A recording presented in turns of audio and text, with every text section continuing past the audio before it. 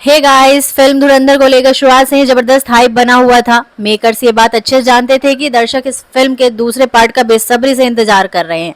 उन्हें इस बात का यकीन भी था कि इसके दूसरे पार्ट को भी पहले जितना ही प्यार मिलेगा, ठीक वैसे ही जैसे दर्शकों को यकीन था कि उन्हें दूसरे पार्ट में पहले से भी ज्यादा दमदार कहानी देखने को मिलेगी। अब दर्शक ने तो वफादारी दिखाते हुए धुरंधर द रिवेंज की जमकर एडवांस बुकिंग कर ली, पर मेकर्स इसके लिए तैयारी नहीं कर पाए। नतीजन देश भर के कई शहरों में जब प्रीव्यूज कैंसिल हुए तो दर्शक बेहद निराश हुए। खैर, जिन्हें मौका मिला उन्होंने फिल्म देखी। अब सवाल यह है कि क्या वो जिन्होंने फिल्म देखी वो भी निराश हुए। रणवीर सिंह की film Dhurandhar the revenge release हो चुकी है। पहले पार्ट की सफलता के बाद इस फिल्म को लेकर तो जबरदस्त हाइप देखने को मिल रहा है, पर क्या वाकई धुरंधर 2 पहले पार्ट जितनी ही दमदार है या कहीं कोई कमी रह गई है? जानिए स्पॉइलर फ्री रिव्यू में। धुरंधर 2 को देखते वक्त आप निराश नहीं होंगे, पर लगभग 4 घंटे की इस फिल्म में बीच बीच में बोर जरूर होंगे। हमजा अली मजारी हो या जसकीरत सिंह रांगी, दोनों को देखकर आपको तो मजा आएगा, पर आप कहीं ना कहीं रहमान डकैत के ऑरा को मिस जरूर करेंगे। संजय दत्त हो या अर्जुन रामपाल, अगर आप ये उम्मीद लगाए बैठे हैं कि ये किरदार कुछ बड़ा धमाका करेंगे तो आप निराश होकर वापस लौटेंगे। सारा अर्जुन तो आधी फिल्म निकल जाने के बाद पल भर के लिए नजर आएंगी, तो कुल मिलाकर पूरे 4 घंटे आप रणवीर सिंह को ही स्क्रीन पर देखेंगे। हाँ, माधवन और राकेश वेदी जरूर बीच बीच में जान फूंकते रहते हैं। फिल्म की शुरुआत और क्लाइमेक्स दोनों दमदार है, पर एक बड़ी कमी है जो पूरी फिल्म पर हावी है। क्या वो जानना चाहते हैं? तो जानिए। फिल्म की कहानी 6 चैप्टर में बांटी गई है। शुरुआत फ्लैशबैक से होती है, जहां जसकीरत सिंह रांगी रणवीर सिंह और उसके परिवार को दिखाया गया है। जसकीरत के पिता भी फौजी थे और वो खुद भी फौज में भर्ती होने की तैयारी कर रहा था, पर तभी कुछ ऐसा होता है कि उसे अपने परिवार की रक्षा के लिए बंदूक उठानी पड़ती है। जसकीरत अपने परिवार के साथ हुए अन्याय का बदला लेने के लिए एक एमएलए के घर में घुसकर खून खराबा करता है। मामले में उसे उम्र कैद की सजा सुनाई जाती है। आगे जाकर IB director Ajay Sanyal R Madhavan उसे देश के लिए कुछ करने का मौका देते हैं। इसके बाद जसकीरत पाकिस्तान में इंडिया का एजेंट बनकर एंट्री लेता है, जहां उसका नाम होता है हमजा अली मजारी।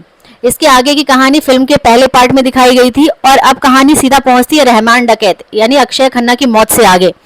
रहमान की मौत के बाद हमजा उसके छोटे भाई उजैर दानिश पंडोर को लियारी की गद्दी पर बैठाकर अपने मकसद में आगे बढ़ता है।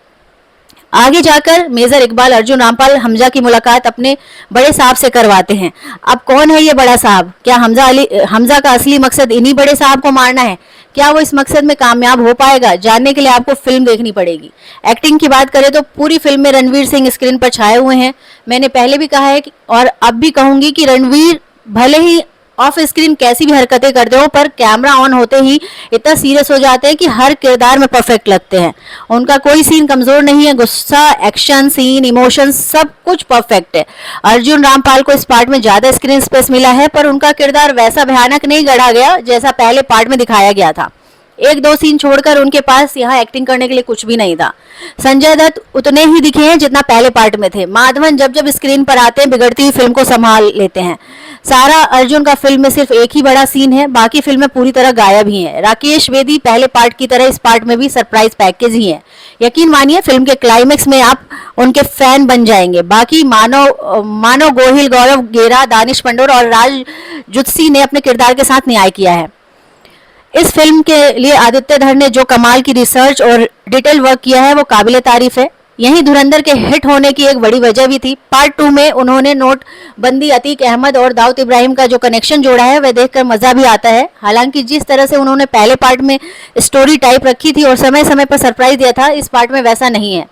ऐसा लगता है जैसे आदित्य ने इस दूसरे पार्ट पर ज्यादा काम किया ही नहीं। उन्होंने ये सोचकर इसे रिलीज कर दिया है कि यह तो पहले पार्ट की हवा में ही चल जाएगी। शुरुआत और क्लाइमेक्स छोड़ दें तो पूरी फिल्म में इक्का दुक्का ही यादगार सीन होंगे।